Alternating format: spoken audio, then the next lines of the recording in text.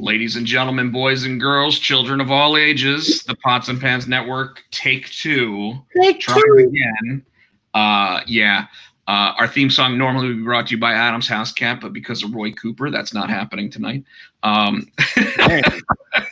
just going to blame Roy. Well, he's the reason why the two of us are not sitting in the same room together right now doing the show when we know that we can broadcast live together with music and graphics, right? So we're powered by StreamYard tonight, so we'll go ahead and give them a little props. And Tino, we've been trying to do this for 20 minutes now. We are live only on YouTube tonight. Unfortunately, I guess we can repost this directly to Facebook when it loads up on the YouTube. But until then, we are live on StreamYard. Yeah, as live can be. So we're looking good. Looks like we're looking good on YouTube as too. Well, right, because remember, we're only on YouTube. Oh, that might be why. Yeah. So on top of that, I want to go ahead and tell everybody out there, if you're in the chat, don't be shy. Say hi. That's actually part of the interaction of the show. That's how we actually keep things going. That's how we actually don't talk pro wrestling for an hour and a half, right? Right. Although half the time the people watching and dropping comments on the show are also just talking pro wrestling. So, Tino, we tried to start this a little while ago. You have been Sans family since Wednesday. Since Wednesday? I feel so bad. It looks like you tried to break out of your own house. I see your blinds are a little bit messed up behind you. No, but I just never fixed that. That's back when Matthew was a little kid and he would try to look out into the garage. I just hadn't fixed the blinds because they're attached. I got to figure. I don't know. So tell us a little about what's been going on with you since you've been a bachelor for like 5 days now. Not a whole lot. I've been a lot of video games, a lot of HBO Max, watching movies, playing around with this. So we had the story Thursday because for people who didn't see it Thursday, I shaved and I was going to trim my mustache, and I accidentally, I don't know if you see it, shaved the mustache half off. So I'm like, no, I shaved the whole thing off. So let's do that. You didn't just do like this little bit right here? I'm gonna blind myself, but so as you can see, color that in? Did you use a marker? What is that? It's starting to grow back. But what I did too now, I was bored, so I'm going to try to do a goatee again. Remember when I did the goatee about 6 months ago? Yeah. I did get that back in again too. So I'm just the little soul patch. No, I'm gonna do the whole thing. I'm gonna have the soul patch there too, but I'm gonna do the whole goatee thing, mustache and then the goatee, and I'll have the soul patch in there too. You should do like the Scott Steiner one where it's all white and then it's just got the black in the center. Well, no, I don't have to do that because this is already all white around here. And so black. I'll have to grab a marker and just either that or that just for men, just for that right there. I mean, that's what he did, right? So. I don't know. But his was blonde. It wasn't like gray. This is gray. Well, yeah, but I mean, he completely just bleached his goatee, like because Scott Steiner used to have that full head of like luxurious like 80s musician hair, brown hair. Yeah, but it was flowing locks with waves and stuff in it. You know, he just crew cut and bleached it blonde. Platinum. I don't think it was blonde. It was like platinum. You know, Arn Anderson apparently was talking about how like when Scott Steiner went to Big Papa Pump and did that with his hair, he was unrecognizable backstage because he went from being the Michigan boy with the big muscles and the singlet and everything to all of a sudden he was Big Papa Pump.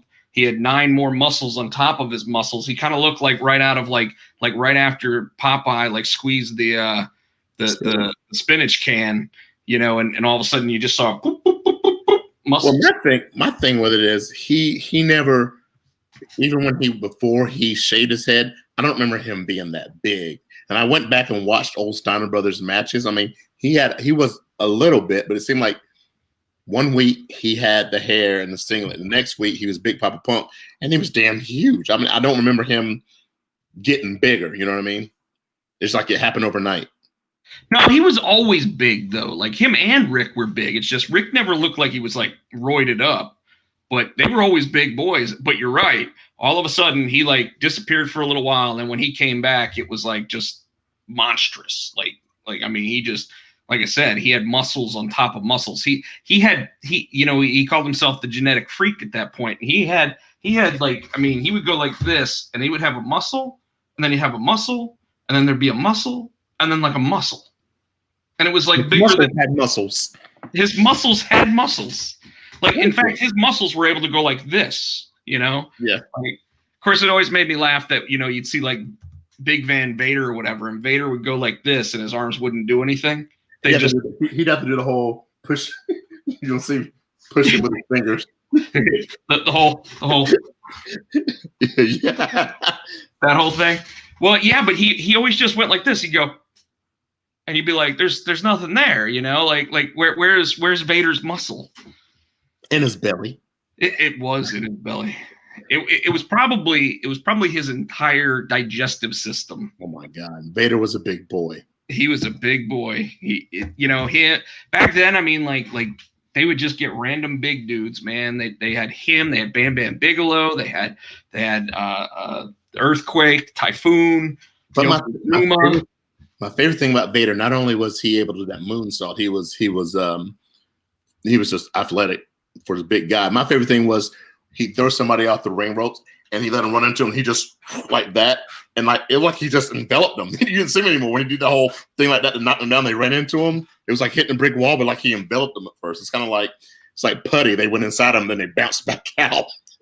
Yeah, it's true. You actually, it was like Clayface from Batman the Animated Series, like or the Harley Quinn cartoon, where you would just like suck them in and then just pop them back out.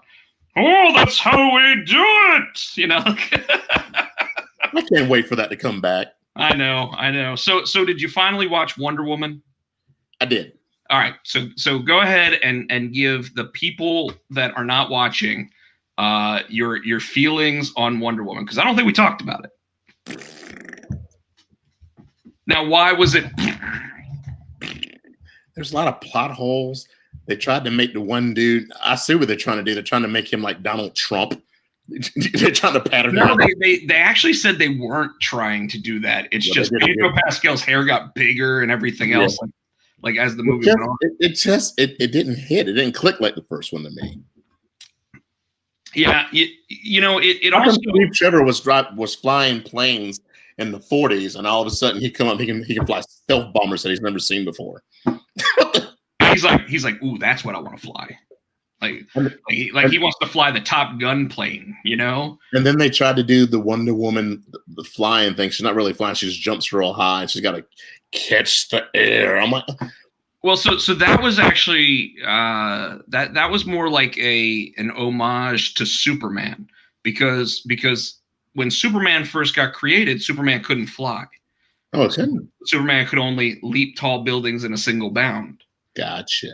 So that was her leaping the tall buildings, and then as the movie went on, like she had that moment where she asked Trevor about like being able, what's so special about flying, and by the end, she was actually, if you noticed, they even went so far as to do the Christopher Reeves, where she was sitting there and she pulled the arm down as she turned, and so it was totally just Patty Jenkins doing another homage to the original Superman. And it was interesting to see the Cheetah pre-story. The which one? Cheetah, because you know who she was. The Predator, the lady she turned into, and she got all the fur and stuff. Read the comics. Cheetah. It was a cheetah. Was a one of the bad guys. Yeah. So that was interesting. They paid homage to the invisible jet too. Did you see how they did that? Well, she actually turned it invisible. Yeah. And I was totally fine with that, except I'm sitting there with Shane and Michelle watching it, right? And earlier she's like, hey, one of the things that I learned how to do was turn something invisible, and that's how we'll be able to get past the radar. And Steve's like, well, how did it work? And she's like, well, I took a coffee cup and I turned it invisible. And he's like, well, what happened when you turned it invisible? And she said, I don't know. I lost it. So I started wondering whether or not they lost where the invisible jet was, because like, if you notice, they went from like Cairo, Japan to like instantly back in the United States like that. And you're like, how'd they do that? You know, like how did they even know where the fuel tank was to refuel that invisible jet at that point? Your dad's watching? No, Matthew's got an iPad. Oh, so he's on with your account? Yeah, so we probably make sure we don't say anything bad. Oh, we'll say some bad stuff. It's just how we are. Well, you can deal with Nicole over that one later. I'm not gonna say nothing. I'm gonna be like it was all Rob. But can I tell you what my problems were with the Wonder Woman movie? Well, the main problem was if they were going to make it 1984, they should have made her spin to turn into Wonder Woman. Yeah, I'm okay with that too. They although that was actually like Wonder Woman 77. Yeah, but they did it in the 80s together. Didn't they so much? Well, the show was in the 70s. I thought it flew over to the early 80s too, like 80, 81. Oh, maybe. I mean, yeah. It didn't last very long, I know that. But okay, so I'm gonna really break this down because I thought the movie was okay, but it gave me a lot more questions than answers about stuff. Okay, like for example, if Wonder Woman had been around since like 1917, which is when that first picture that Bruce Wayne found was. Yeah. Right. And she stayed in hiding after that until like 1984. Why was it like a robbery at a shopping mall that brought her out? I wondered the same thing. Well, because now I'm going to break it down for you with the rest of the DC movies, okay? Because in 1984, she gets brought out of like and is seen visibly like saving the day, right? But when 3 aliens in giant ships decided to start trying to terraform the entire planet, she decided to just sit back and not do anything, right? And then it wasn't until some human decided he wanted to genetically alter one of those aliens into a monster that she finally came out of retirement. But back in 1984, because she wants to go to Claire's at the mall. Shut up. She gonna jump in and just hang out or something. I don't know. Like, and then of course in 1984, all she had to do was go, shh, quiet, guys. You don't really see me, right? Here's the problem with that. Batman in Batman versus Superman is supposed to be like 50 years old. Okay. So if he's like 50 years old, that means 30 years before that, he would have still been 18, 20, somewhere around there, right? Mm-hmm. So you're going to tell me that Bruce Wayne, the world's greatest detective, doesn't have all that information from when she started showing up in shopping malls, showing off her cosplay and using a lasso? Like, come on. Like, he would have all of that. Like, and he's rich, so he'd have all those security cam footages and everything. Yeah. So why was it he only had one photo of her from 1917? Because here's my issue with it, Tino. I thought that what they would have done was put the cat back in the bag. Okay? And what I mean by that is this. I thought what they would do is they would make it so like there'd be one final wish from the stone. And that would be that she would be forgotten. Right? And in such, she would get forgotten by everybody in the world. But there'd still be that one photo piece of evidence that would then tie into allowing her to be found later. Oh, I got you. I see what you're saying. You know, so that would have been the exploding stone moment where it's like, oh, this is the end of the movie. Duh, right? But no, instead we get I renounce my dream. I renounce it. And of course, I love the memes on social media that are like, I renounce watching this movie. You know, can I renounce my dream of getting to see that on HBO Max on Christmas? Now, Tino, I also watched another movie on Christmas, and I think I kind of started talking about it on our Thursday episode, but I watched Soul. Yes. Have you watched it yet? No, and don't spoil it. And if Little Man's still on there, no. Well, it's not a children's movie. Oh, it's not? It's on Pixar. Pixar? It is Pixar, but then again, Up wasn't a kid's movie either. Yeah. Wall-E wasn't technically a kid's movie, but that one, at least you had cute little robots doing cute little robot things, right? Yeah, he's still. This one, there's not really anything cute about it. Like it's really done to make people think in a very adult manner, and because you don't want me spoiling it for you, all I can say about it is Matthew will probably be extremely disappointed by it, and you will question. And I'll put it this way: one of the things that it made me question was something that we started talking about with the passing of Matthew just said he is still on. The thing that it'll make you question is the same thing that I started talking about with Brody Lee last week, where it's here's a man who passed, and only now we start hearing about his greatness. Yeah, Joe, we are not actually on Facebook tonight because once again it just started freezing and everything else. So while it actually played our sound, it just locked up. So hopefully everybody else who wants to watch the show tonight watches us live on YouTube, presented by StreamYard. I can't even point at the StreamYard thing. Tino's going to have to because it's up in the corner. But no, other corner. Somewhere. Yeah, over it. Yeah, there you go. There you go, Tino. Now, touch it. There you go. All right. Unfortunately, Joe, there's just like a minute-long video. When it loads in fully, it's probably going to be like 20 minutes of just a frozen screen. But Tino, I think Soul was probably the best movie I watched last year. Really? I still want to check it out. Well, and you should. And I know. So I really think that what it's going to do, if it does the same thing to you it did to me, it's really going to affect you because you're a creative type. So it's going to definitely. What is that? Nicole texted me. I was telling her Matthew's on the show. It might get get wild here in a minute. Yeah, Joe actually says here. We'll go ahead and we'll put the chat up for everyone to see. Good to know. I'm actually live on here this week, unlike a couple weeks ago when I was 15 minutes late or 15 minutes behind somehow. Yeah, of course. No worries, Joe. Anyone is welcome when they want to pop on here. No big deal.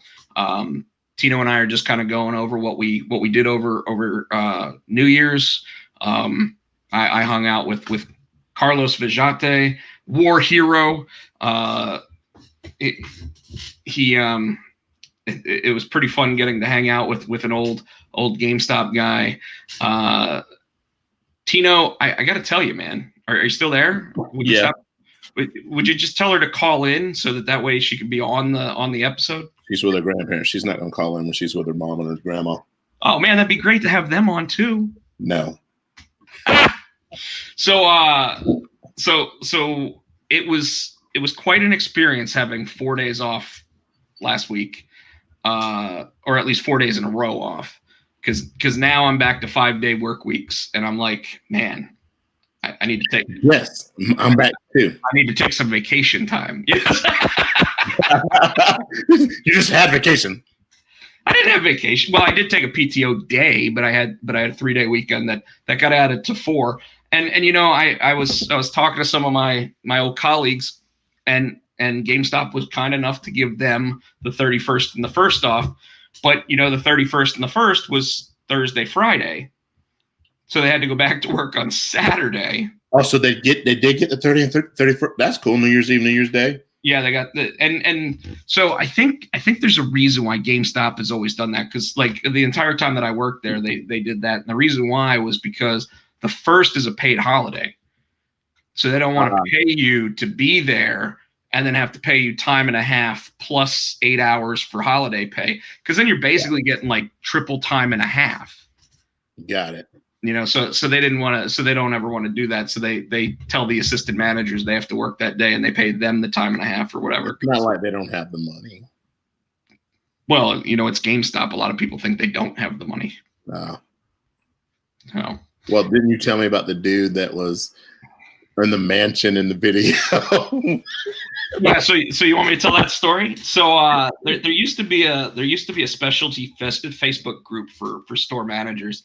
When a guy by the name of Jason Cochran was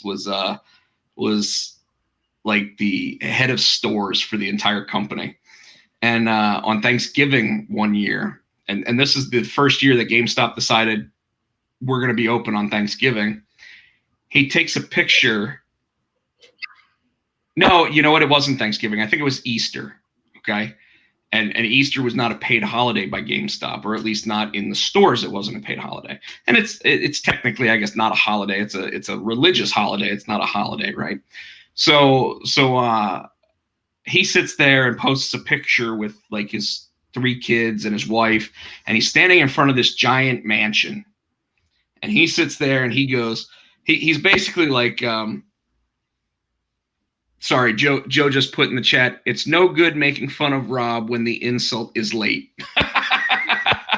It's true. It's true. When you're 15 minutes behind, it you know, you kind of lose some of the context.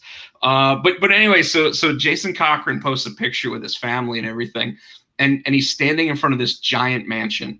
Now, this is while they tell all the store managers that they have to work on this day, right? So he posts this picture and everything, and it says like in the caption,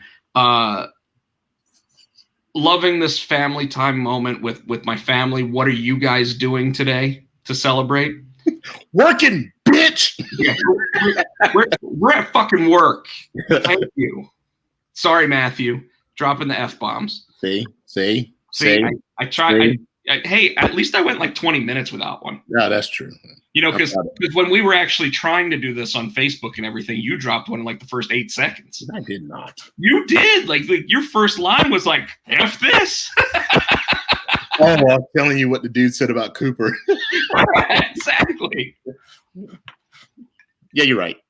I did. But it was part of the story. It's part of. Yeah. So it was a quote, so it's okay. Yes. No, that's not the way that works.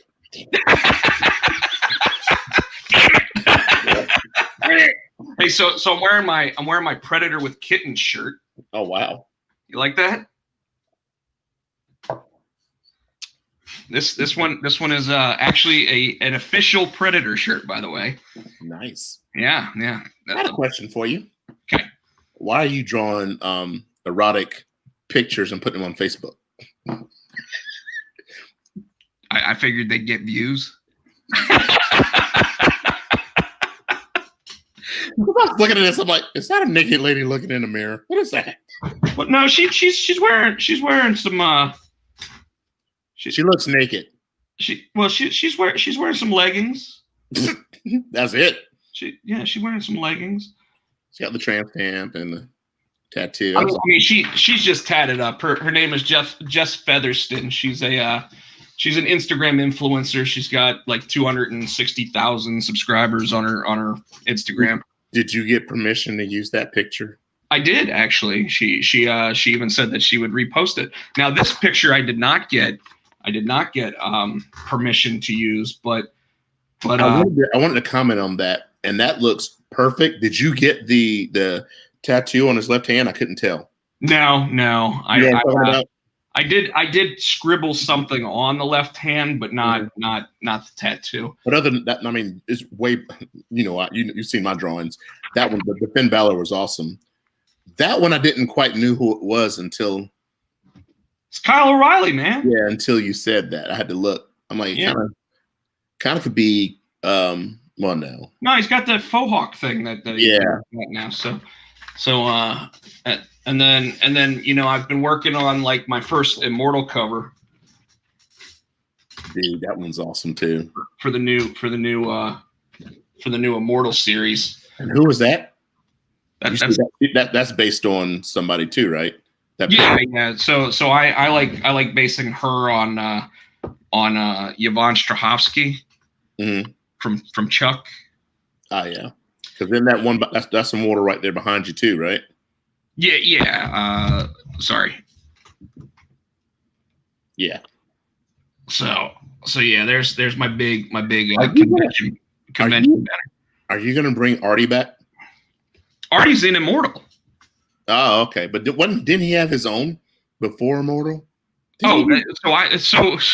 So interestingly enough, when I created Artie, I created him in 1986. Yeah, I remember. Yeah, I was 9 years. Well, you didn't remember because I didn't know you in 1986. Well, I remember seeing the pictures, but didn't you do a comic with him? It was just him, or has it always been an Immortal? So he was a backup story in a book that was actually the first book that I wrote, called Scorn, and it was before Keenspot became Keenspot. What their publishing house before that was called like SCC Entertainment or something, and I wrote a backup story that was Artie, and it was called City That Never Sleeps, and it was pretty much about how Artie in that story was a private investigator, and he got hired to do to basically find some billionaire's daughter. And turns out that she didn't get kidnapped. She ran off with her boyfriend, who was like a superpowered character. They ran off to Vegas to get married. So so Artie got into a fight with the guy, and then turns out that Artie's superpowers. What's that? It turns out Artie has superpowers too. No, Artie didn't have any superpowers. Artie, but he's an alien, so he could be strong or whatever. Yeah. And it's funny because like the transition of the Artie character, like I always want to throw him into different comics that I do. So like even Eric, when he's drawing junior high horrors, there'll be like Artie memorabilia in different places and stuff. And it's like, so Artie exists in all of the different worlds that I write. But will you ever just do an Artie comic? So I want to go through and reprint the Artie City That Never Sleeps story. Maybe even try to get it colored. But the art and everything, like there's no digital files of it for us to reuse. So getting it redone would be pretty difficult at this point.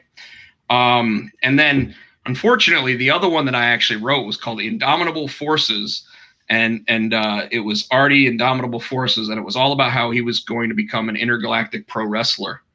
And I found the cover for it not too long ago, like the digital file that's the cover for it. But I have not been able to find the script or anything else because I'll tell you, I would love to find that script to see how bad it is. Really? Oh, because I wrote it like 30 years ago, man. Like I was probably. It was probably 25 years ago for real. I was probably 18 when I wrote it. Wow. So yeah, so 25 years ago. You just said wow, like how crazy that is. And I started thinking that this year is my 25th high school reunion. I'm way past that. But I know right, because you're like 64. Yeah, fuck you.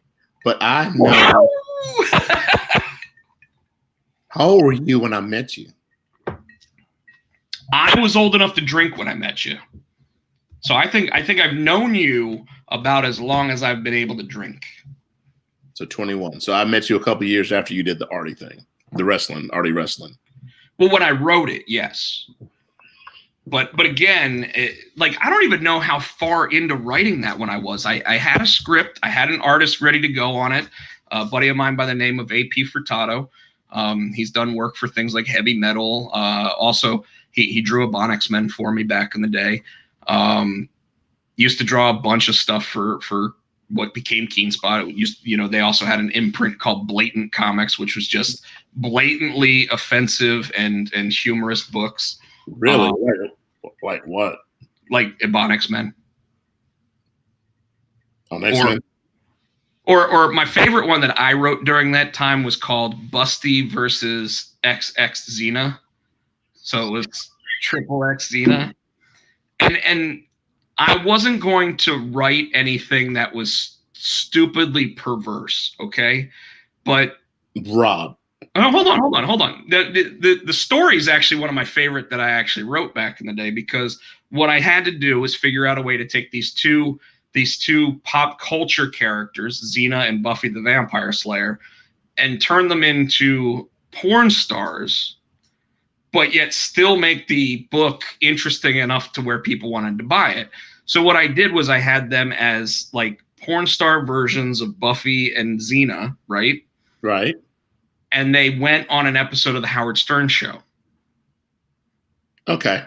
And then it turns out that Howard Stern is actually the Vampire King. I wish I'd have seen that one. I still have that one. I could probably find a copy of that one for you. I want to see that.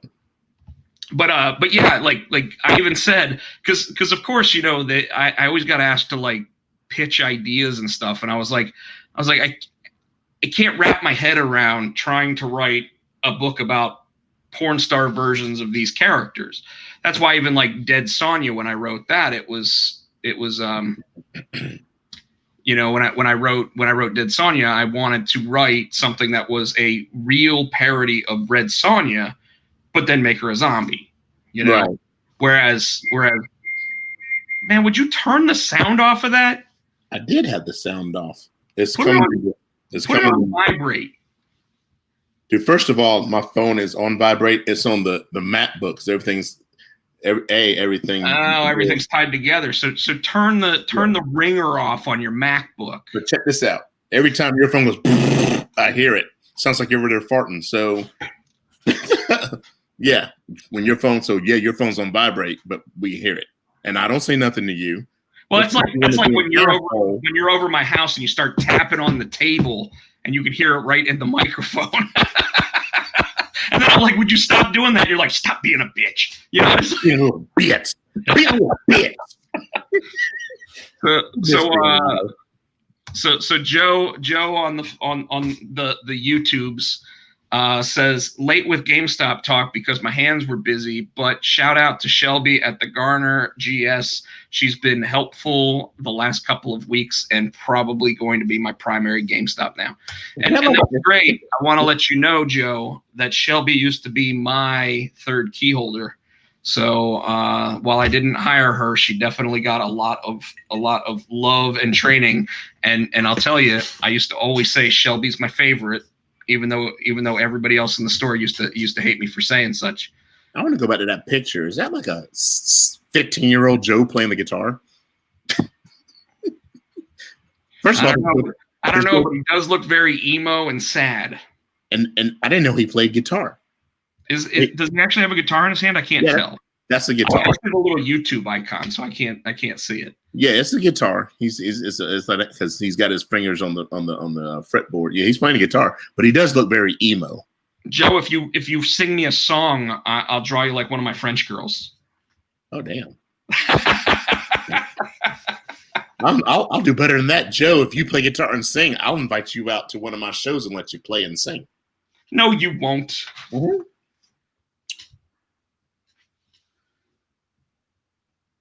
Just kidding. She had nothing but nice things to say about you. But I don't know why he said just kidding. I don't know. Because I love Shelby. I think she's great. She's definitely a good manager over at GameStop. So what were we talking about? We've been rambling. We're talking about Artie, and we're talking about old comics that you were wanting to do. Yeah. So I've been thinking about it, Tino, and I posted a little thing on Facebook this week about like my projects and what I'm working on.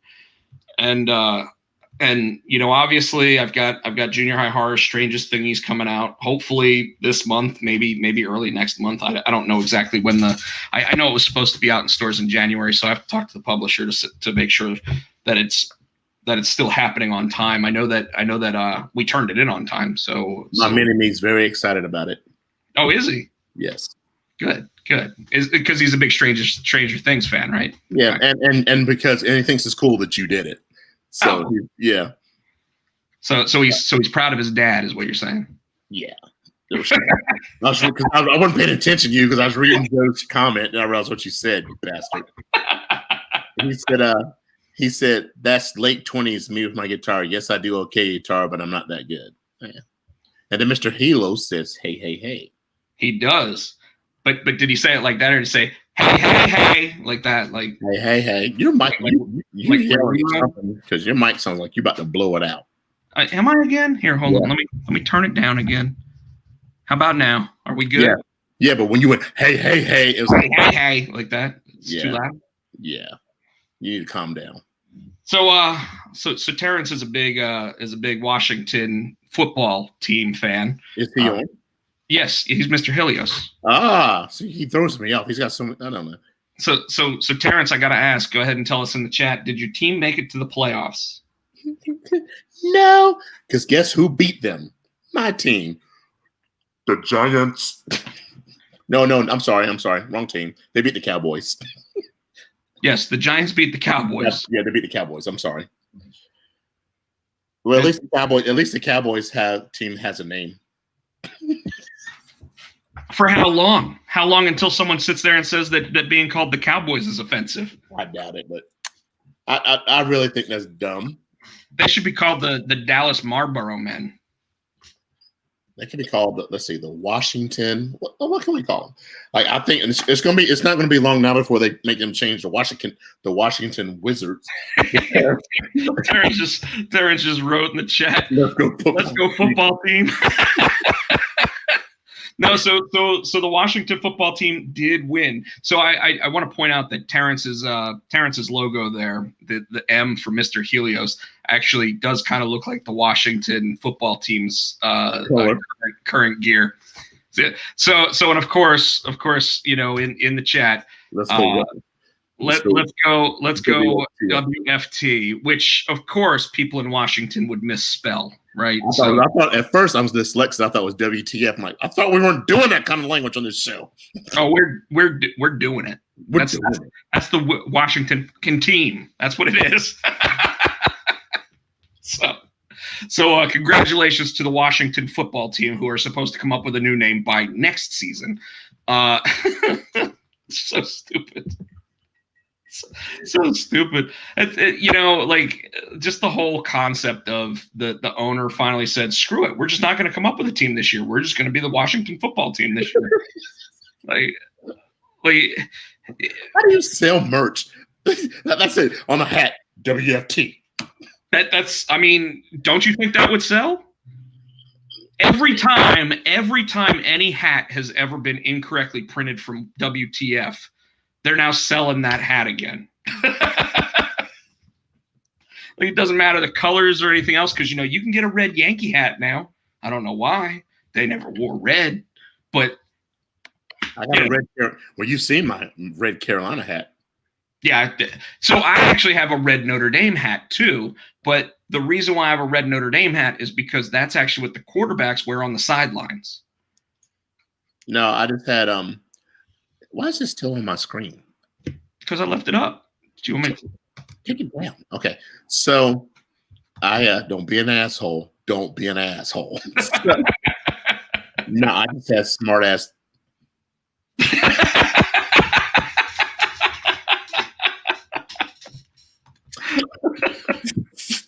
Beat your ass.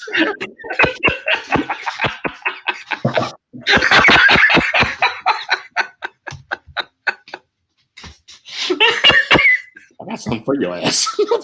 Oh, are you writing something in the chat now too? I'll post it up there. You're sending me the text message, aren't you? That's what you're doing. Nope. So I went ahead and I muted Tino so that he can't.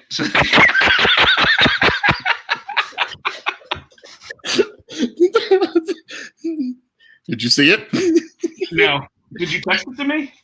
Nope. It's coming. It might take a minute. How did you send it? By Raven? Oh no, I did it on the chat. I don't know why it's taking so long to pop up.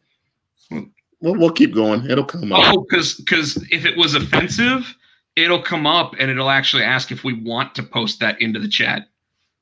Did you get that question? No, I don't have it yet. We'll keep going. Hopefully it'll pop up soon. No, I'm telling you, it won't because it's going to ask whether or not. Yeah, it's not even in the private chat, so I don't know where you put it. You probably sent some mean stuff to your son.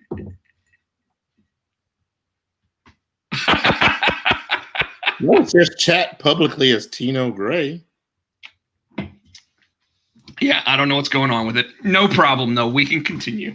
I'll take it down.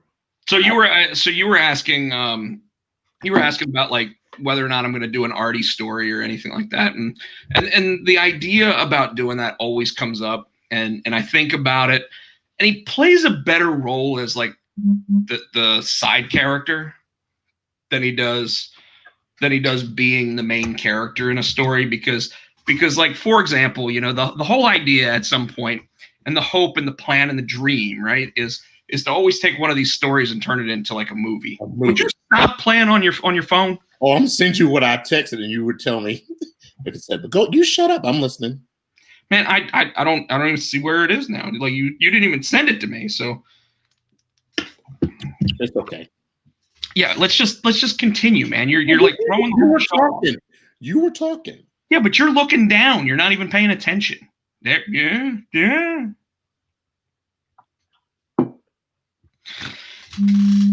Oh, I think I finally got the message, folks. It only took an hour. Yeah, see, that's why it didn't actually post, man. It's not going to just let you post anything like that. When I put a star. We're supposed to be a family-friendly show, so it just said no, you don't get to do that. You can drop as many F-bombs in the show as you want to, but you can't do it in the chat. Joe just said, "I hate when mom and dad fight." I don't even see that in the chat. It came on my end. I don't know. You must have yours blocked for some reason.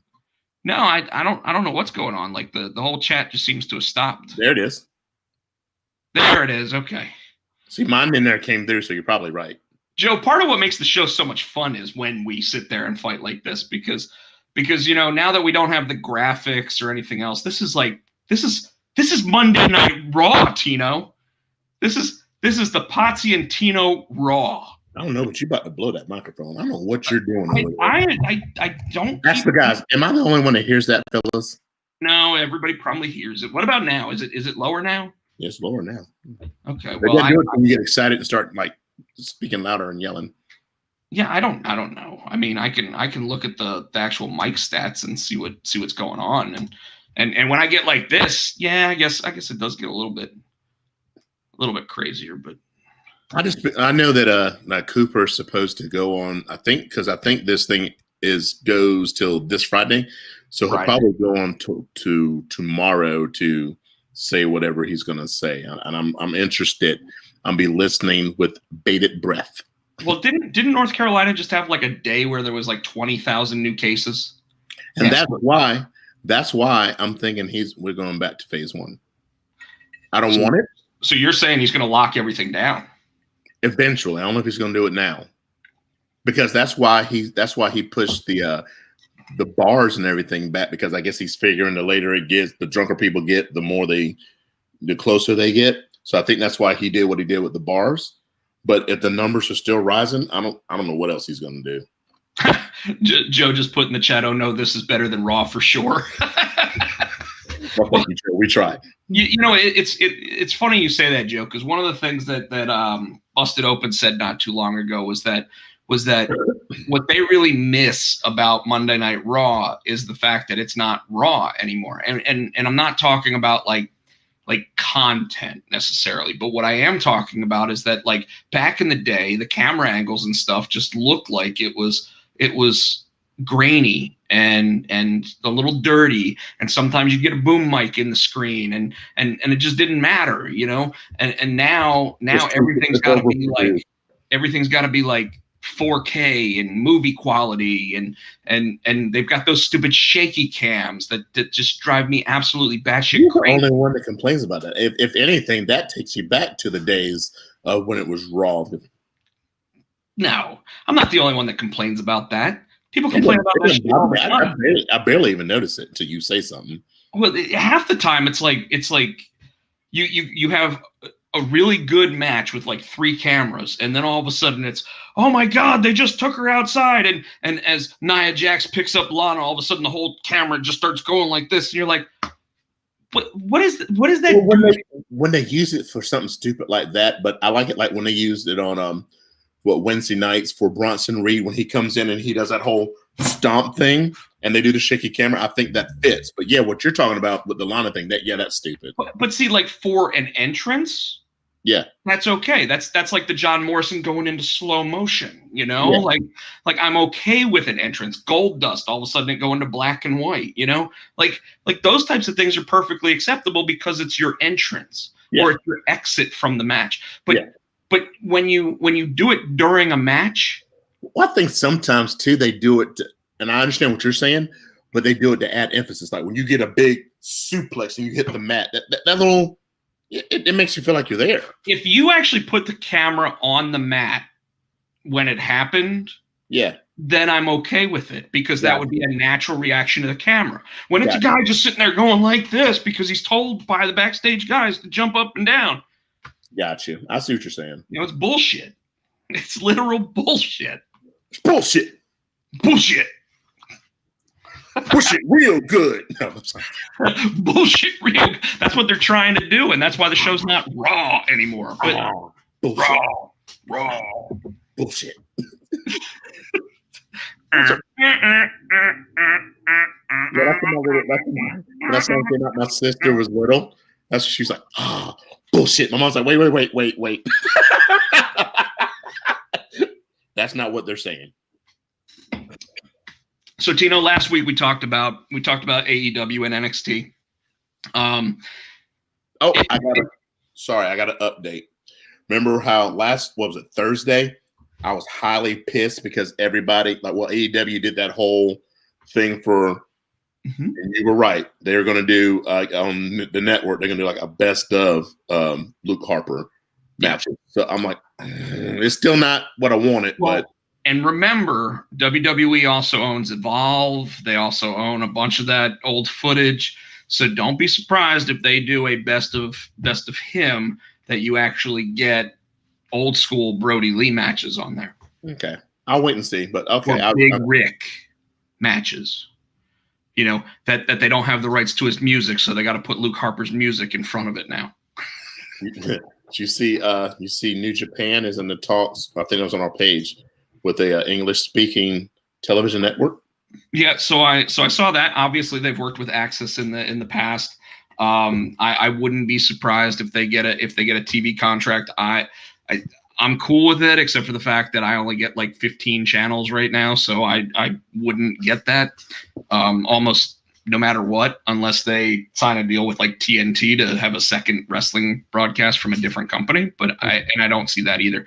I also noticed that they showed footage from one Jon Moxley who held up his United States Championship from New Japan and basically said that, you know, he's ready to defend his title. And it looked like it was coming from the New Japan dojo in Los Angeles. So what we might end up seeing is some of these young lions, like, you know, Jon Moxley had his own, you know, he put his arm around and stuff. Go get me a coffee, kid. You know, I wouldn't be surprised if you actually see some of these American wrestlers that have New Japan contracts that can't go to New Japan right now. Wouldn't necessarily be surprised if they don't film some matches at like the dojo and actually put them on New Japan Broadcasting until they can have Kenta actually finally go against him, which would be awesome. That'd be awesome. I'll be down for that too. Yep. And then of course, new. You know, I'll go ahead and I'll break the news if people didn't take a look. Wrestle Kingdom 15 Night 1. There is a new New Japan Pro Wrestling IWGP World Champion. Spoiler. Kota Ibushi. So even though apparently he's probably going to defend the title the very next night, which would be tonight, I guess. I don't know. I was reading somewhere too that they were going to see if he was going to defend it or get back together with Omega. So I don't think Ibushi's a heel. So I don't think that, and right now they're besides Jon Moxley and Chris Jericho getting to wrestle with New Japan when they want to, they're the only two that actually have deals with them right now. Yeah, but I was thinking while I was reading too, they were like, well, they could be faces in Japan, and if he comes here, be heels here. Well, that would let Omega live the Bret Hart lifestyle, but I don't see how you can make him a baby face somewhere and a heel somewhere else anymore. You know, the whole Canadian and American like stuff that they used to do with WWE was really good back in the day, but just the way that Kenny Omega's been acting, I can't see him being a good guy anywhere right now. Yeah. You know, now could he be a tweener? No, I don't think so. I think he's straight on heel right now. You know, and Don Callis, you can't be a babyface with Don Callis as your manager. No. He's an asshole. He's an asshole who doesn't change his clothes, apparently. He just wears the same suit. He's a stinky asshole. He's a stinky asshole with bloodshot glasses on. Like, what's up with that? Another thing I wanted, so we're talking about wrestling now. Did you go back and watch Raw? Because we didn't touch on it Thursday. The Alexa Bliss angle. Did you watch it? You didn't. No, I did. I'm interested in a couple things from Raw. I'm interested to see whether or not Keith Lee goes heel, and whether or not they actually put some strength behind him and give him the championship. I don't think they're going to give him the championship. I don't think so either, but I think it's because Sheamus is going to prevent him from getting the championship, which will lead to Sheamus versus Keith Lee at the Royal Rumble. Well, if Sheamus is heel, they can't turn Keith heel. Because, you know, Vince don't like face-to-face and heels against heels. Yeah, but they've been doing a lot of heels versus heels. I mean, AJ versus Elias last week was heel versus heel. True. You know, like they don't seem to care as much about that because they just need people working right now. Well, they're going to turn somebody. I don't know if they're going to looking to turn. Well, the rumor is that they're turning AJ babyface. Yeah. And if they do, then AJ has been turning almost as often as the Big Show. Yeah. And if they turn him face, will he still need a heater? And I'm talking about almost.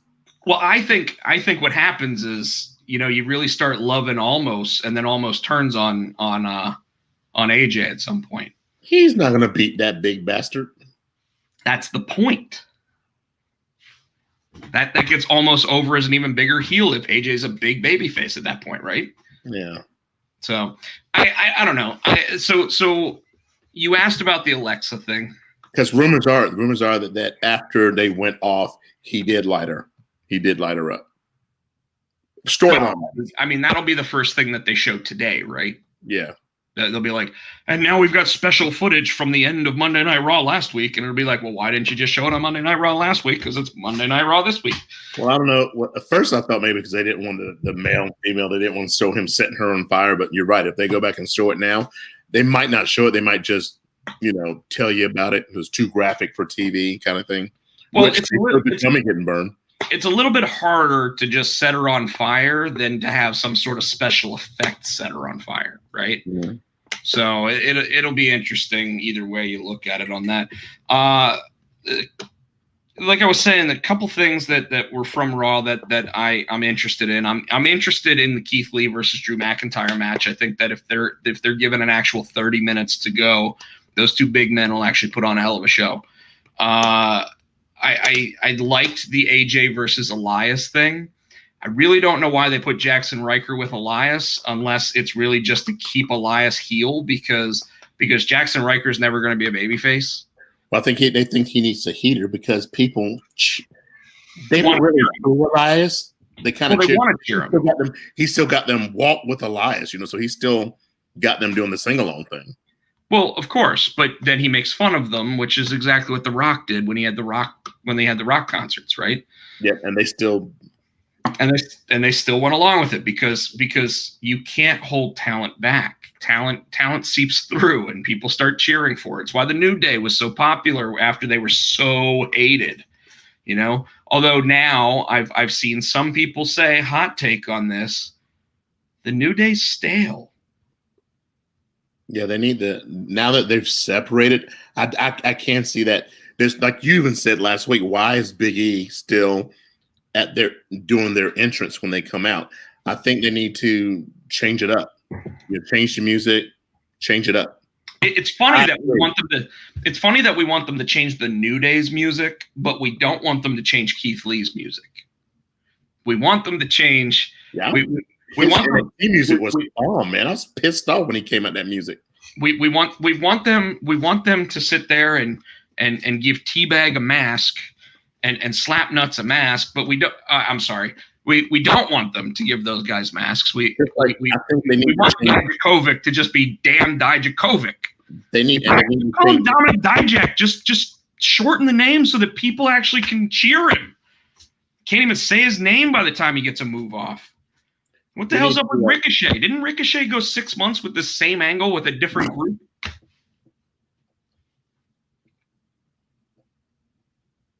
Every time I try to talk, you cut me off, so I was waiting for you to finish. So yes, he did do that with the Hurt Business. He did. But what I was saying, they also need to change Roman's music too. Yeah, we said that the first day that he came out as the heel. Him being a heel and not having new music was a detriment. Although I did like that on SmackDown, they finally announced why he wears the gold glove. Yeah, which is okay. I don't. I just thought it was one of those wrist guards for like the restaurant worker that like hurts the wrist while they're bringing the tray out. Why can't they let damn Owens just have a win?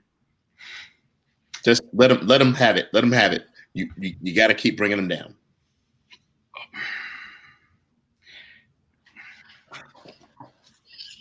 It's a tough one. They keep beating him down. They're gonna hurt him. They're not physically. They're gonna hurt the character if they keep beating him down like that. Well, you can't hurt the character any more than he was already hurt. He was nothing before this angle. He started getting hot. He wasn't even on the pre-show of pay-per-views, Tino. I know, but he was starting to get hot, and you thought maybe he can beat him. Maybe he can beat him.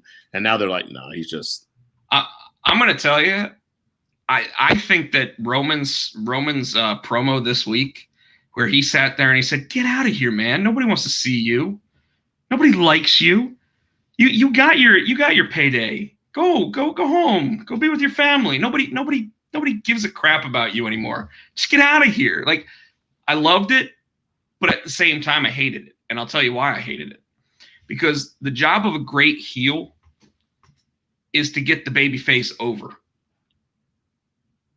And when you're sitting there putting down the babyface and you're making it sound like the babyface is nothing, guess what? That's when what you just said is 100% accurate. That's why Chris Jericho used to always say, well, that's great that you were able to sit there and put the guy down for 30 minutes, but what's the point of that if you go out there and you still win the match? Like Owens, you can tell when he sits there and he's got that fire and he's like, oh, you may have beaten me in the match, but you didn't actually beat me, Roman. It was the fact that you had your cousin with you. It's the fact that you had to handcuff me. It's the fact that your cousin had to keep pulling me off the ladder. Like, you didn't beat me. You couldn't do it alone. Well, what's that mean? That means that at Royal Rumble, they're going to have one last match with Kevin Owens. And who knows? Maybe the stipulation is if Owens wins that match, he doesn't win the title, he gets in the Royal Rumble. I don't know. Or something. But they're going to have like a last man standing match or something at this point. And I wouldn't be surprised if that's where Jimmy Uso shows up and helps Roman win, because maybe they sit there and they say Jey Uso is barred from ringside. I saw something on YouTube. They were talking about your boy Rollins coming back, and he was supposed to come back last week on SmackDown, but they didn't because they didn't have the creative right. They wanted him to come back. He wants to come back as a face. They wanted him to come back as a heel and go back into the Mysterio thing, which they beat to death. Another thing that he pitched, he wanted to come back as a heel to face Roman. How does it work?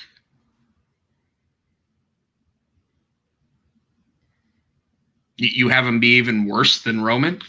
Well, he's the savior of SmackDown. I mean, I think if anything, they probably let Seth beat him. I mean, he'd probably get it back, but they'd let Seth beat him.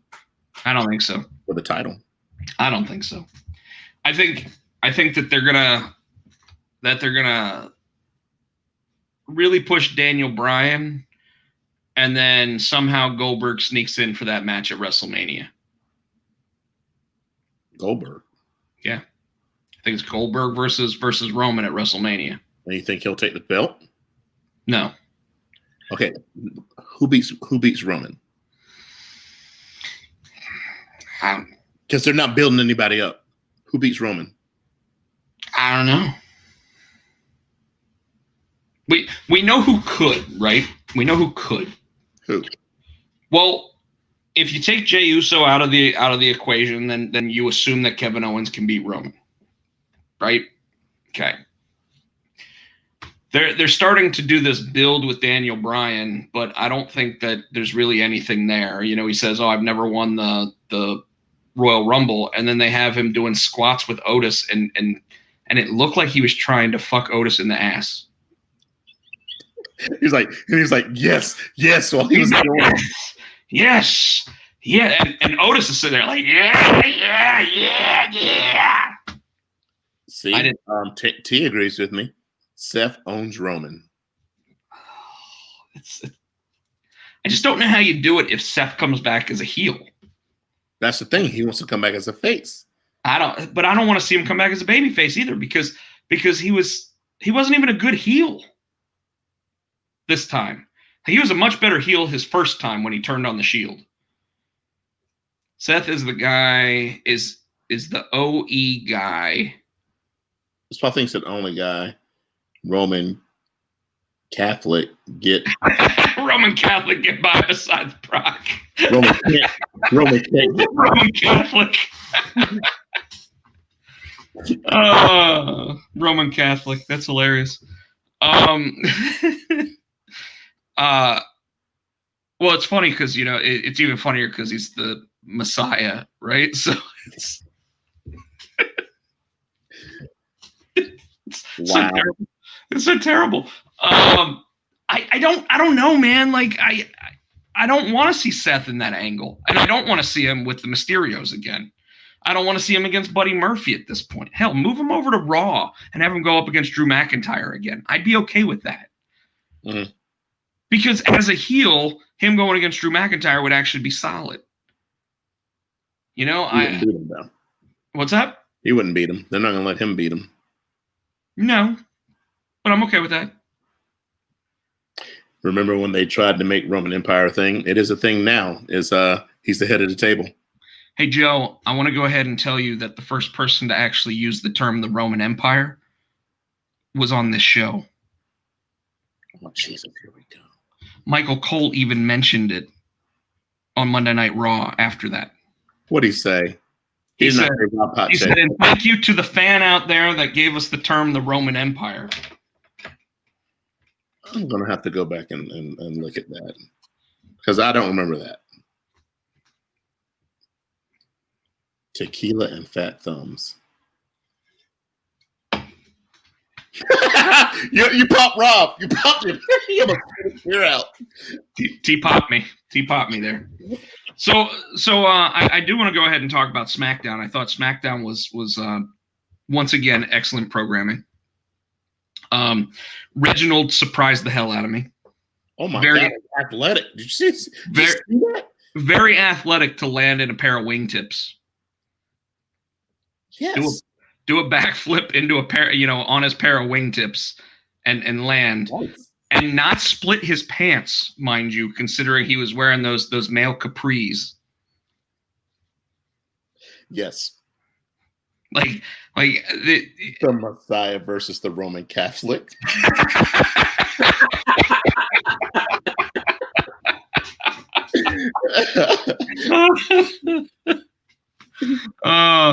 And the one presiding over it, Paul Heyman. Oh God. Marriage. It's a very sacred thing.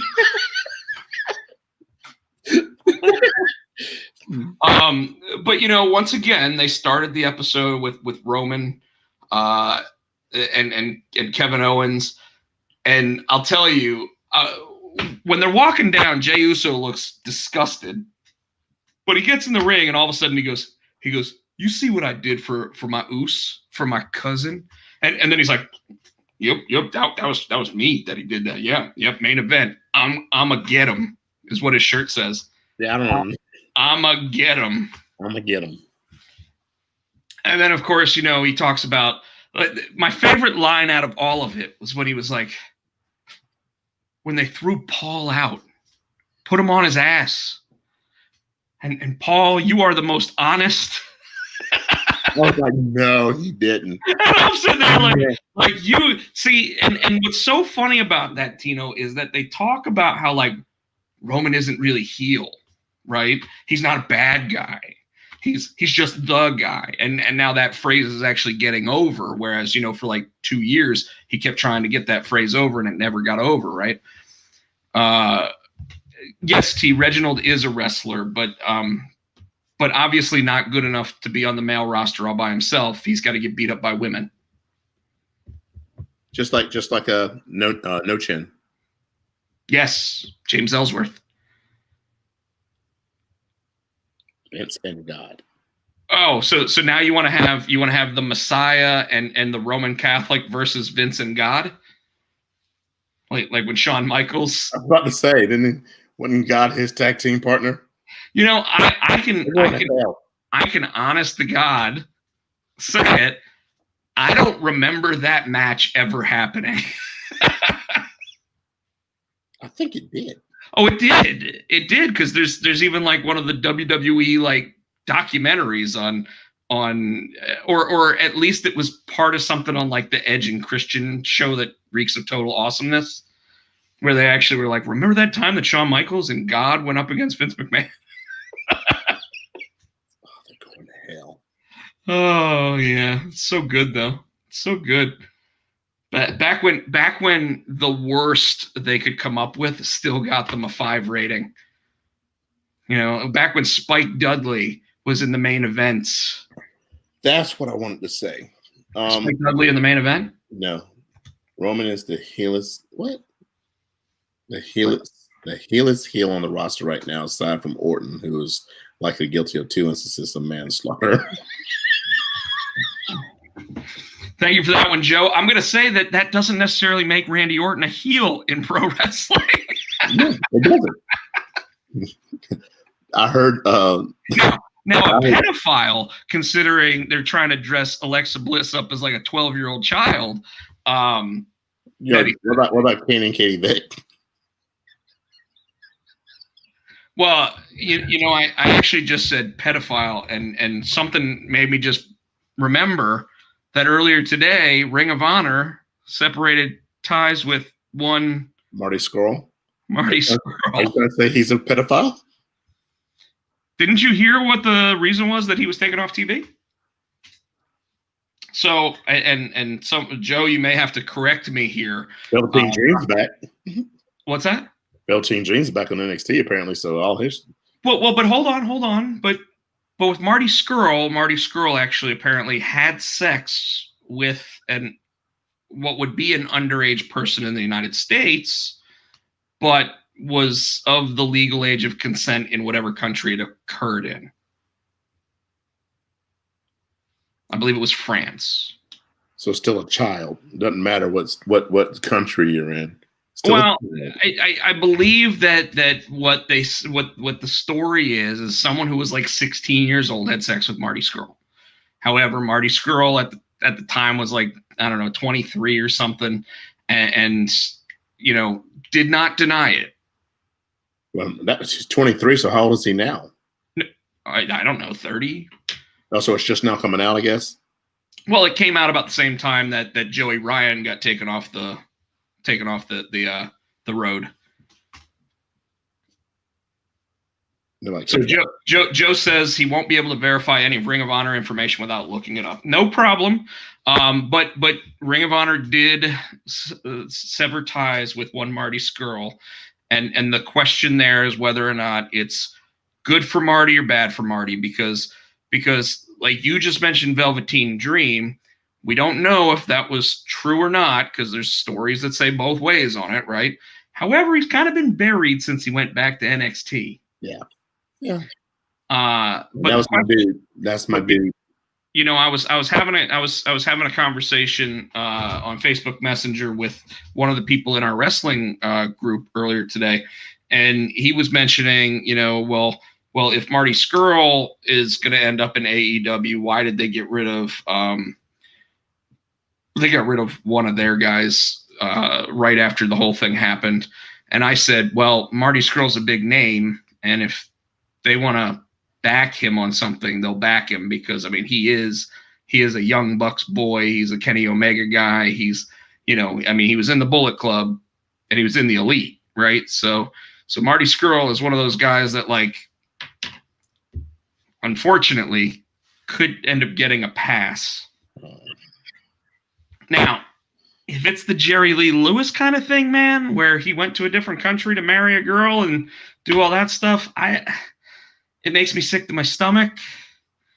But, you know, that's why the age of consent is the way that it is in the United States, right? So I'd shoot somebody in the face.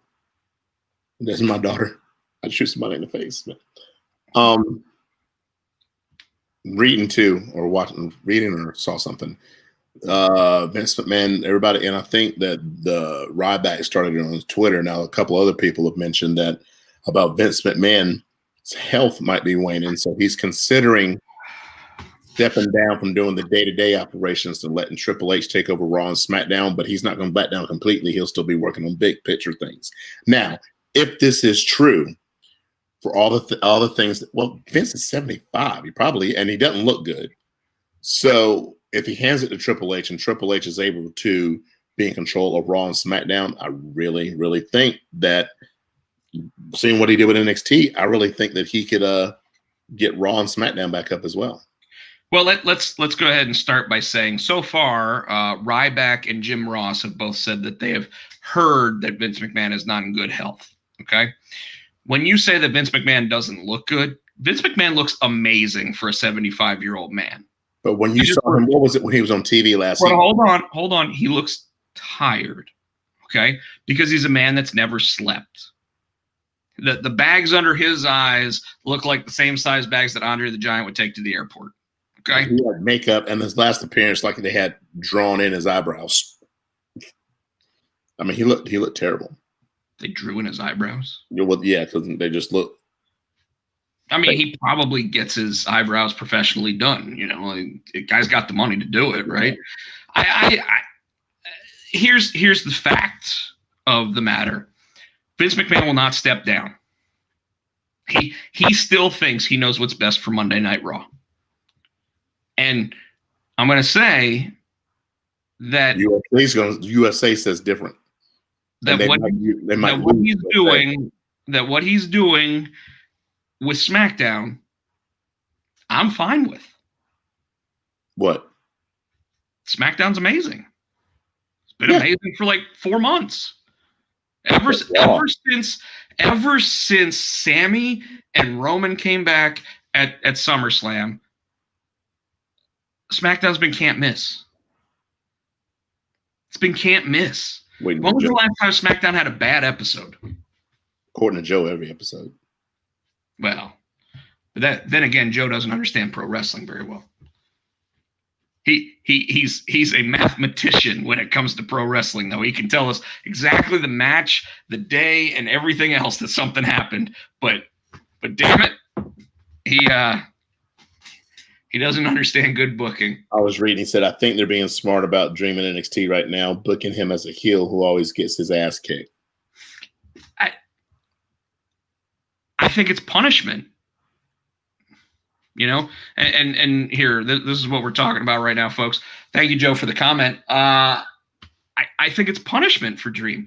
I think that no matter what, guilty, innocent, whatever, the fact that his name got out there like that, they're sitting there saying, "You're doing favors. You're gonna take an ass beating." Oh, Joe saying I threw down the gauntlet now. Yep.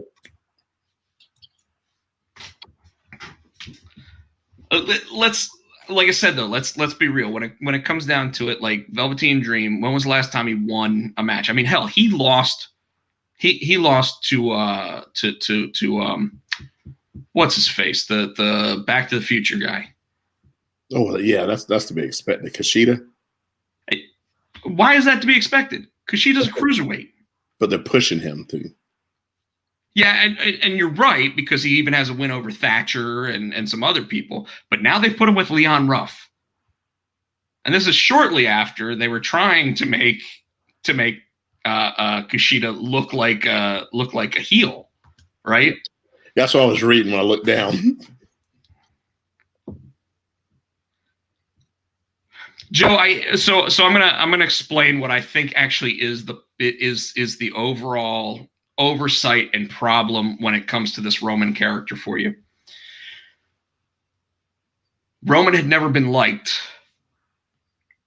and SmackDown or whatever program Roman was on had been so bad for so long that when they finally gave him an angle and something that he was good in, we can't accept it. We don't know what the deal is there.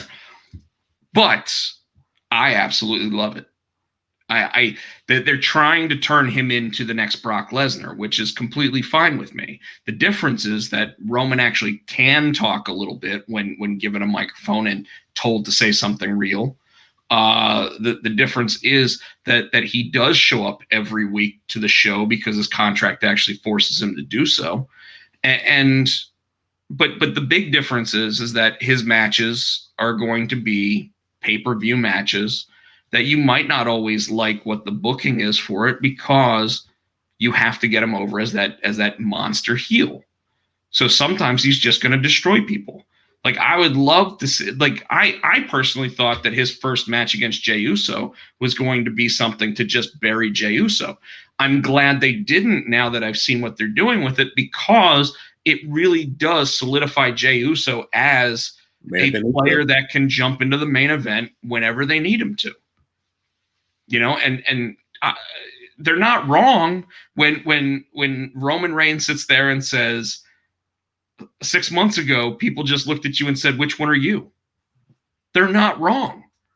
Hell, I didn't even know that Jimmy Uso was hurt. He got hurt at WrestleMania. I knew there's only one of them, so I knew something was wrong. But you didn't know there was only one of them. You just never saw them both in the same place at the same time. No, but seriously, it's one of those things where they really did make Jey Uso an upper mid-tier guy.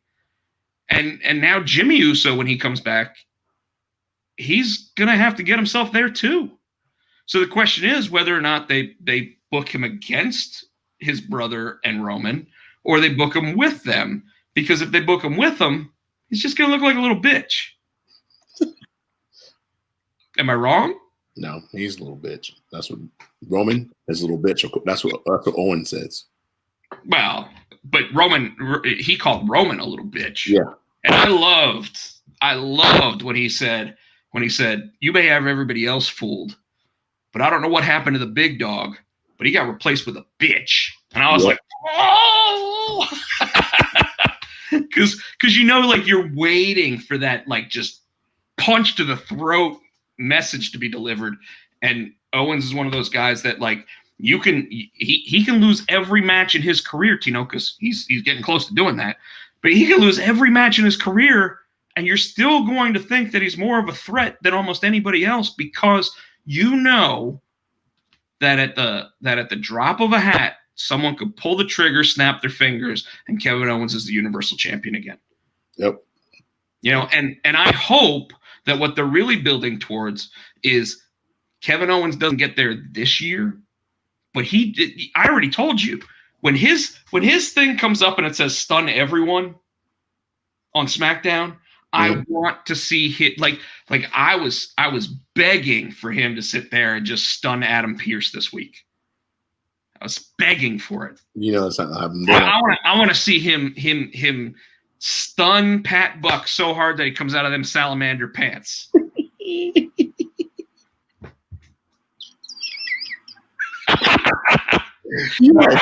I popped you hard there. Like you got little squeaks coming out. When you said that, I was thinking of the Hell in a Cell when he choke slammed Terry Funk out of his shoes, just stun him out of his pants. Well, where did pants come from? When he woke up and he's like, why am I my bra in the ring? What did I miss? But I gotta tell you, man, like I like what they're doing with that, and I love like, and Owens is making Roman worth $1 million, you know, and there's nobody else on the roster that can do that and still save face from it. Now, I agree with you; it is hurting Kevin Owens in the long run because he's using his bump card to sit there and put over Roman, but it's not making him any more money. Though the way Roman makes it sound is he's getting those big, you know, main event paychecks. Hey, hope you bought something nice for your wife and kids with those paychecks I gave you. It's like, man, you know, like he's got a lot of mouth. He's got a lot of mouth, and you know, all they got to do is take everybody away from him, and who knows what happens. The difference, you know, the difference between like the Attitude Era and right now, though, with that angle and with who the Roman character is that in the Attitude Era, you would have halftime heat or something, the empty arena match, and Foley would win that match, right? Yes. And then he would be the world champion. But the very next night, or in this case, 4 nights later or whatever on SmackDown, you would have Roman come out and he would demand either his rematch or he would demand that he was cheated out of it. And they would bullshit heel his way into winning that title back. You know, because I love that moment when you told me you weren't watching the pay-per-view and I took a picture of Dean Ambrose walking out with that championship belt and you were like, what the you know, like, and I was like, just kidding, man. They restarted the match and he lost. You know, like that's what we're missing. We're missing that moment where Kevin Owens gets it. The crowd goes, and I know that there's no crowds, but they have started pumping in the noise of the crowds when Daniel Bryan gets the yes chant and everything. So you pump in that massive boom when Kevin Owens gets declared the winner, and then immediately after you have Adam Pearce come out and say, this match needs to be restarted because I saw the foot on the ropes or whatever, and all of a sudden, kind of like how the Miz is Money in the Bank now. Again, you see that? Because Morrison cashed it in, the Miz didn't. So, what do you think about that? I thought it was bullshit, but I have 2 thoughts on it. The immediate thought is it's bullshit because this is an industry where Tommy Dreamer had to wrestle somebody to determine whether or not they attempted murder on somebody with a gun, right? This is the industry where you settle it in the ring. Oh, I won't press charges because we're going to settle it in the ring. And yet they just gave it back. You know, this is the industry where what should happen is when the New Day and the Street Profits switch brands, they actually wrestle each other, and that's when they give the titles back the opposite way. You don't just hand them over and say, hey, thanks, guys. You don't do that bullshit. This is pro wrestling. Joe says KO has the skill to come back from nearly any character destruction, but I'm legitimately worried about his physical health. And that's what I'm saying. His bump card has to be taking a beating right now. But Tino, in terms of creative storytelling, you know that somebody backstage went, well, hey, you know, Miz didn't actually cash in that championship case. And somebody went, oh. Because, you know, the thought and the possibility is that the Miz is going to walk out with the title tonight. Legends night?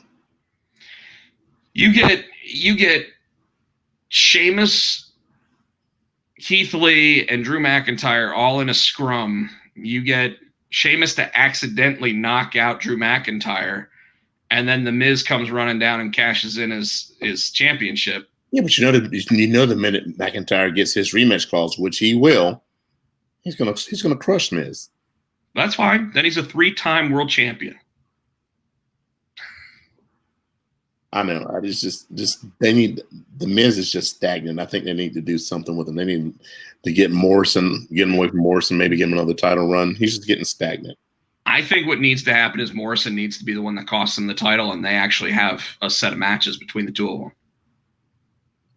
But I do think that now that they've done everything they can with this Money in the Bank, having it transfer hands from one person to another, and now transfer back to the Miz after he cashed it in, and I thought he did fine during the TLC match. I think they've got to cash in and have a victory out of it at this point. Like something's got to happen. Yeah. You know, hell, have Tucker run down to the ring and cost Miz the match, and have everybody sit there and go, oh shit, Tucker's still a wrestler. You know, like whatever. Oh, I realized what I did was wrong. I hurt Otis, and now I've got to go back over to SmackDown to make it up to him. You know, okay, cool. You know, well, you know what? You know what the biggest miss on SmackDown was this week? The fact that they just showed Sonya Deville walking backstage and being like, "Yep, that's right, they've reinstated her." Shut the fuck up. But she didn't go to the ring to say anything. It was garbage. You have her sit there and cost somebody a victory. That's it. Like, you just having her show up backstage is like, hey, isn't that Eric Bischoff? What? You know, that's all you get out of that. It wasn't anything special. There wasn't anything great out of it. Like, hell, have her show up on Raw and cost Mandy Rose the title. Have her show up on you know, even though that was like a 12-month long feud, it would at least be something. Like, yeah. Literally showing her walking down the backstage area, just looking at people like, hey, I've seen that movie. It was called Spider-Man 3 with Tobey Maguire, and he even had the little dance wearing the black outfit. Give me a fucking break, man. Like, that is just lazy storytelling, just like Adam Pearce giving back the case. Calm down. I don't have graphics, so I can't even put up Rob's weekly rant on the entire episode. So that's where I am with it, man. Tonight, Legends Night, it's not even going to be a blip on the radar of ratings. I'm still going to watch it. I mean, I'm going to watch it as soon as we get off here. But I got to tell you, I'm not excited about it. I like the fact that they announced the championship match, because then you have a week's worth of build, and it's a pretty high caliber match. However, after they buried Keith Lee a couple weeks ago against The Miz and Morrison, I really don't know what to think about it. I'd be surprised. It'd be a good surprise if they let him have it, but I just don't think they're going to let him have it. And that's the thing, though. That's the one thing that I think if Triple H took over Raw, I don't think he'd win it if Triple H was running Raw right now. I don't think he'd not even win it. My problem is they call these guys up from NXT and Vince frickin' buries them. And I think that Triple H would take better care of them. Now, I'm not saying push them and give them titles. He would take better care of them and not bury them like they're being buried. You know what I mean? They might as well stay at damn NXT. You know, every time it comes up, let's call a guy up from NXT. You remember this, right? You remember this guy, and he gets called up, and he wins against Seth. He wins against Roman. He wins the title on his first night or his first time, and then his first night he was in that four-man, two matches. Yeah, won the semifinals, won the finals, goes up against Seth Rollins for the championship, and wins the match, but then has no shoulder, right? So that Vince sits there and immediately thinks every guy we call up from NXT is going to have the same problem, and there's no reason to believe that except for the fact that he's like, Hunter, your guys are injury prone. It's the first time Finn had been injured in his entire career. Has he looked up and down the Raw and SmackDown roster? There's a lot of injury prone people on that show. I don't know, but he let Sasha have the championship, and we saw how injury prone she was for like 5 years. Randy Orton, his first year, ended up having his arm in a sling for the entire year. They kept him on TV. Randy Orton's about 94.6% healthy. I got him over though. It did, as an asshole. And it wasn't until Triple H turned on him that he actually really got over. And then, of course, he failed as that, so they had to then say, oh, Batista's actually the guy getting over here. Anyways. I really don't have anything else, man. I'm ready to get up here so I can watch this show. We've done 3 shows in 7 days now. We really appreciated everybody joining us on YouTube. We might have to do this until Roy Cooper actually tells us we can start leaving our houses. Or we could always do it a little bit earlier if Tino wants to come over at 7 o'clock instead of 8 o'clock. I'll still be getting home at 2 o'clock fucking with you, so now. Oh, excuse me. Messing with you, so now. That's not true. I end these episodes in 2 hours. Not always. You folks know Rob gets the bam, bam, bam, bam, bam, bam, bam. Yeah, now, come on now, because I'm sitting there because I was getting ready to text you. That's because we don't have any wrestling to talk about. If you were still going about wrestling, we've been talking about wrestling for half an hour. Let him live in his fantasy world, folks. You know how Rob is. You can't. And I guarantee when we get off this thing, I'll be on for another half hour, 45 minutes talking to him. Wow, he makes it sound like he doesn't like talking to me. The man that's been without his family for a week. I'm just making sure he's still alive.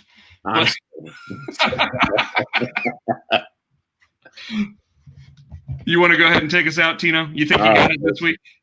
Well, not the YouTube and Twitch. That's you. We're on it right now. It's youtube.com/Rob Pochak. Yeah, but I don't see the thing. But that's because I can't put the graphic up. I have to close it out. Rob Potsy Pochak is what it says right there when I closed it out. No, Rob Potsy Pochak is the Twitch. Well, I'm looking at the YouTube. When I closed it out, I'm looking at it. Under the show, it says Rob Potsy Pochak. Folks, the YouTube channel is youtube.com/Rob Pochak. That's all you had to do, asshole. It's twitch.tv/Rob Potsy Pochak. And Tino, if you'd like to go ahead and take us out. Now he's being an ass. You can find him on the Twitter machine at Podchat. You can find me at HootieFan91. What just happened? What do you mean? We're still live. Yeah. No, my screen just went bloop. Yeah, I don't know what happened. He's at Podchat. I'm at HootieFan91. On the Insta, he is stop that. He's Rob Pochak, and I am SC Tino. And as always, we're going to say thank you to Adam's House Cats for the wrestling song, which I don't think we got to play this week. No, thanks, Roy Cooper. Yeah, but you can always check them out on iTunes and pick that tune up for 99 cents. And as always, wait, are we on Facebook? We're on Facebook at Potsy and Tino show. Twitter and the Facebook. Oh, and if you'd like to email the program, folks, it's potsyandtino@gmail.com. Just so you know, we actually do have that. If you want us to talk about any specific topics, you can email the show. Oh, yes. We would definitely do that. Or is there anything else? I have, before we get off, I have one thing, because you always have the tough questions. I have a tough question. Shut up. You ready for this tough question? Of course. How come when you get out the shower, that's when you have to shit? And then you have to get back in the shower. So, it's a great way to end the show. I hope Matthew's not watching. So So the couple weeks ago we sat there and talked about why when you fart in the shower it stinks worse. Yeah. I typically don't have that issue, right? Where you end up having to crap after the shower. Like I purposely, the way that I am set up, the way that I do my thing is I get up out of my bed, I go into the bathroom, I take a shit. After I take my shit, I go into the shower. Right? I do too, but sometimes. Yeah. Sometimes. And typically it's right after I eat my breakfast. And what'll happen is I get done my breakfast and like whatever may have still been in there just gets pushed down a little bit further. And it's like, nope, got to run upstairs again. Or, now I've got two bathrooms, so I can go downstairs to use it. But I don't know, man. Like there's something in people's digestive systems that like, I know that when you drink coffee, yeah, it's a diuretic. It pushes it through you, right? Yeah. I don't drink coffee. I don't either. I typically drink one caffeinated drink per day.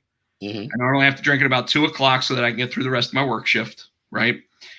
And but there are those times where you get the rumbly and the tumbly, and you just and there.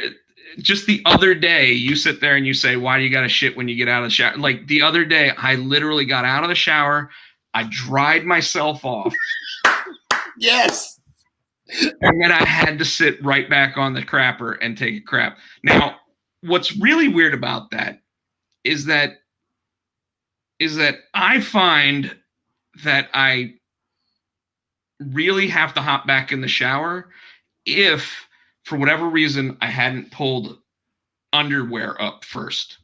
So if I pull underwear up and then have to take them back off, I know that I'm fully dry.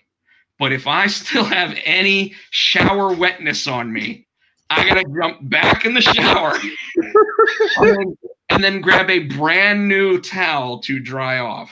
Yes. Yes. And yes, it does happen. I really don't know why. And of course, Joe McClain says that Miz and Morrison used the same bath towel. No, he didn't actually say that.